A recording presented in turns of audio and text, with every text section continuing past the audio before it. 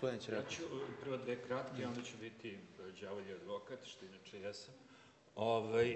Nažalost, neoliberalizam ima svoju mitologiju, to su fantazije, to je ta fantazija da svako od nas može da postane ono što želi, pogledajmo Baka Praseta, Kim Kardashian, što su realne priče, od nečega što je na dnu, ja se ne podsmevam, više mi je smešno što ih pominjem, nego i ta sklonost da će gomila nas verovati, da vidi, ubili su i boks, više nema boksa kao sporta, 2 youtubera boksuju i zarađuju više nego ljudi koji su ceo život posvetili jednom sportu, voleli ga mi ili ne.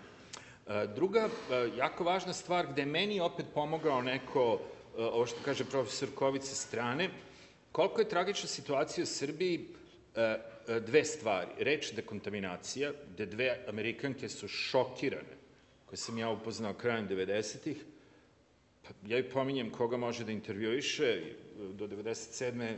sam bio prevodilac i vozač zapadnim novinarima i ja kažem Centar za kulturnu dekontaminaciju, ona žena naravno ne čuje ovo kulturno, čuje dekontaminaciju i šokira se. Mislim, pacovi, radijacija, nisam došla da se bavim otrovima, znači, sama reč na koju smo se mi navikli je monstruozna. Kada kažemo suočavanje sa prošlošću, ta prošlost je uvek ružna, negativna, jeli?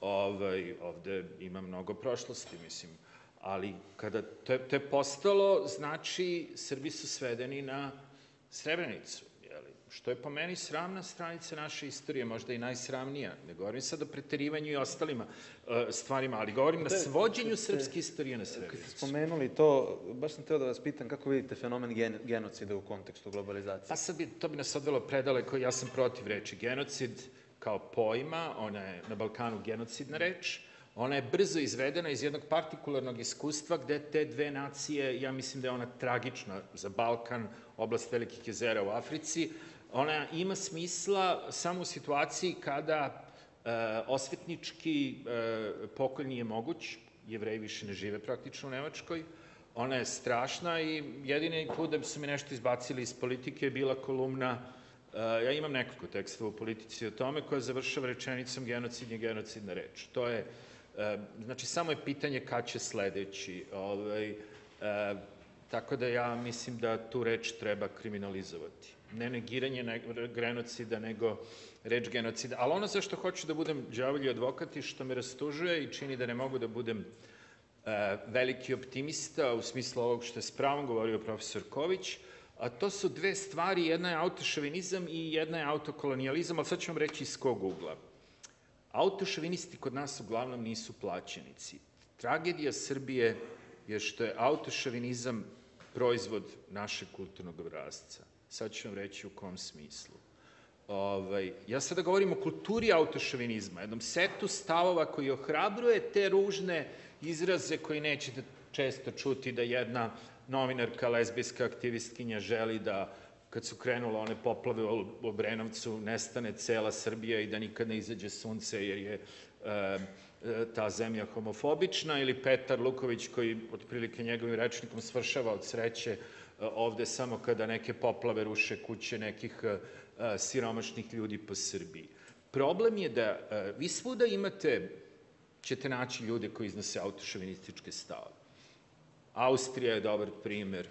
Mnogo bolji primer su zemlje gde kasne modernizacijski procesi u odnosu na zapade, kao što su Pakistan, Turska, Rusija, Egipat, pa gde to kašnjenje dehomogenizuje društvo, gde je taj šok modernosti i modernizacije izražen, ono što ću čuti u Pakistanu, Rusiji i Egiptu, se ne razlikuje, gde ta mržnja prema narodu koji ne prati njegov ritam modernizacije, prosvećenosti, prema njihovim stavovima biva vezana za korene, suštinu, biće, šta god tog naroda. Ali ono što je po meni tragično je da ta naša sklonost kulturalna crno-belim stavovima, cela ta logika autošovinizma je, nažalost, egzemplarno srpska ili balkanska. Slučajni Srbi i autošovinisti su najveći, nažalost, od svih Srba. Koliko god prezirali to srpsko u sebi. Način kako mrze Srbe je toliko pod navodnicima srpski, ili vezan za neke stvari koje smo razvili u ovom kulturnom obrascu, danas različitost. Pazite, važna razlika između Sjedinjenih Američkih Država i Srbije je što jedan Amerikanac rizik vidi kao i različitost vidi kao izazov. Mi u ovom delu sveta ga vidimo kao pretnju, nešto od čega se treba čuvati. Mi ne volimo ambivalenciju. Mene mrze više od Šešelja, jeli? A ja, skoro feminista, žena me teroriše kod kuće, znači, ja sam gori od Šešelja, Mirka Jovića, Bokana, koga tu bi trebali 100 Google-a, jeli? Niti sam kršten. Bio sam na 5 slava u životu. Otac mi nije slavio slavu pre Drugog svetskog rata. Ne možete naći gori slučaj od moga. Ma dobro, ne, govorim ti jedna druga stvar. Nekoga ko unošci ambivalenciju... Ja sam đavolji advokat drugog strana. Ti si izdao sopstvenu stvar i mržnja je logična. Nisam toliko koliko ti misliš. Radi se o tome da... Ti sad napravio skicu jednog izdajnika druge Srbije. I to u redu. Ne znam zašto bi te voleli. Ma nije, ne. Ja unosim jednu ambivalenciju. Ja nikada nisam negirao Srebrenici. Sem onih koji su ubijali ili preživeli, znam najviše od Srebrenici u Srbiji. Pa zato te i mrzim. Znam i koliko je loša i koliko je preterano njeno zlo. Ali problem je da... Možda sam pogrešio što sam uzeo sebe kao primer. Reljić je odmah intervenis. Ali u principu svako ko unosi nijanse sivog, ambivalenciju, ovde je najveći neprijatelj. I to je to što je nerazdvojivo od autošovinizma i kulture autošovinizma ovih nesličnika koji pišu u Danasu, jeli, jedan broj ključni kolumnisti su im, ja ga zovem autošovinistički bilten, ali mnogo su opasniji ti ljudi koji nemaju te autošovinističke stavove koje vam bodu u oči. Probat ću da ne odužim previše. Druga stvar je autokolonijalizam, jeli? Pojam, mislim, pao i meni na pamet, ali naravno iz Google-a sam, pa sam shvatio da je već korišćen i to u kontekstu raspada Sovjetskog saveza, gde su ove države se opredeljivale kojoj spoljnoj sili da žrtvuju svoj suverenitet, bilo elite, bilo crnog naroda, da bi imali neku materijalnu, identitetsku ili ovu onu korist. Prokletstvo Srbije je da se nalazi na jednom mestu koje čak uslovno rečeno da koristim diskurs ovih postprotestantskih hrišćana u Americi koji govore u zagradi vremena, jeli, pa čekaju dispenzacije, jeli, imamo čak i 2,5 dolaska Isusa, mi smo u zagradi kapitalističkog vremena. Ovde čak nije ključan ekonomski interes. Za razliku od podsaharske Afrike, gde imamo, ili, na primjer, arapskog sveta, gde imamo Erdogana i Saharu i Sredozemno more, da zaustave najezdu varvara koja ugrožava, jeli, sve evropske vrednosti su valjda najviše, ili zapadne vrednosti, pa je to pleonazam. Zapad doživljava Balkan kao stvarno neku vrstu bureta baruta.